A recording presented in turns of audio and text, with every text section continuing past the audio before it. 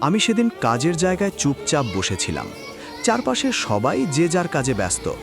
ঠিক তখনই সামনে দেখলাম একটি ছোট্ট মেয়ে, ফুলের মতো মুখ, কিন্তু গায়ের হাড়গুলো স্পষ্ট, এতটাই দুর্বল, এতটাই শুকনো।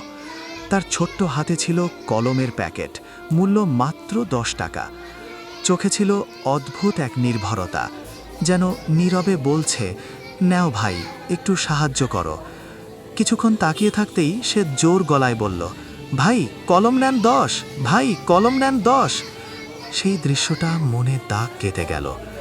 তার এখন স্কুলে থাকার কথা, বই খাতা নিয়ে স্বপ্ন দেখার কথা, বন্ধুদের সঙ্গে দুষ্টুমি করার কথা, অথচ জীবনের নির্মমতায় আজ তাকে রাস্তায় দাঁড়িয়ে কলম বিক্রি করতে হচ্ছে।